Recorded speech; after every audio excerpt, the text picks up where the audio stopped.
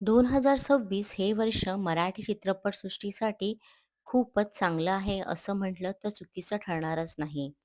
कारण राजा शिवाजी या रितेश देशमुखची मुख्य भूमिका असलेल्या चित्रपटाने 100 कोटीहून अधिक कमाई बॉक्स ऑफिसवर केली आहे. त्याने नागराज मंजुळे यांच्या सैराट या चित्रपटाचा रेकॉर्ड मोडला. आता यानंतर देऊळबंद 2 हा चित्रपट देखील लवकरच 100 कोटी पार करणार आहे.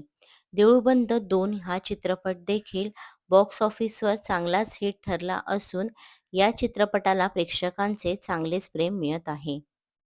देऊळबंद 2 या चित्रपटाने आत्तापर्यंत 90 कोटीहून अधिक व्यवसाय बॉक्स ऑफिसवर केला आहे. त्यामुळे हा चित्रपट लवकरच 100 कोटीच्या क्लबमध्ये सामावून घेतला जाणार आहे. पण या चित्रपटाने राजा शिवाजी या चित्रपटाचा रेकॉर्ड मोडू नये, असे या चित्रपटाचे निर्माते, दिग्दर्शक आणि अभिनेते प्रवीण तरडे यांना वाटत आहे.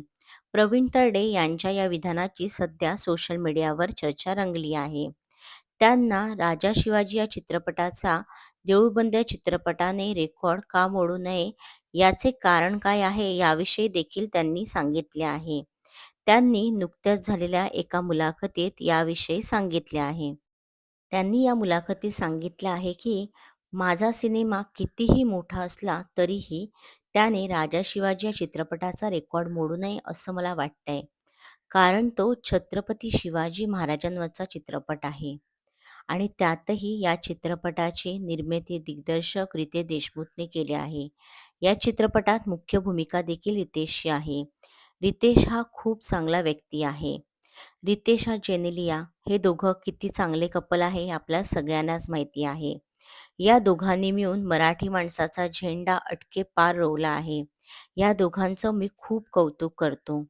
राजा शिवाजी हा चित्रपट हाऊसफुल होता आणि त्याचवेळी देऊळबंद 2 हा चित्रपट प्रदर्शित झाला. देऊळबंद 2 ने आठवड्याभरातच अनेक थिएटर कॅप्चर केले. 11 दिवसातच या चित्रपटाने 50 कोटी कमवले आणि या सगळ्यात मला सगळ्यात पहिला फोन आला तो रितेश देशमुख सरांचा होता.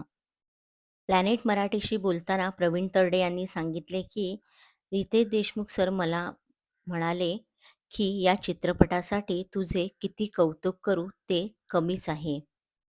हा चित्रपट खूप चांगला व्यवसाय करतोय हे मला खूप चांगलं वाटतंय. एक मराठी सिनेमा दुसऱ्या मराठी सिनेमाला मागे टेकून पुढे चालला आहे. तुम्ही माझ्या पुढे जा. 2 आठवड्यांनी एखादा चित्रपट तुमच्या पुढे जाईल. मग आणखी कोणता चित्रपट त्याच्या पुढे जाईल. आपण एकमेकाशी स्पर्धा करू आणि मराठी सिनेमा खूप मोठा करू. तुम्हीच सांगा ही किती सुंदर भावना आहे. आणि त्यामुळेच रितेश देशमुख असो, नागराज मंजुळे असो किंवा मी, आम्ही सगळ्यांनीच हा मराठी सिनेमा मोठा झाला पाहिजे, अशी आमची सगळ्यांचीच इच्छा आहे.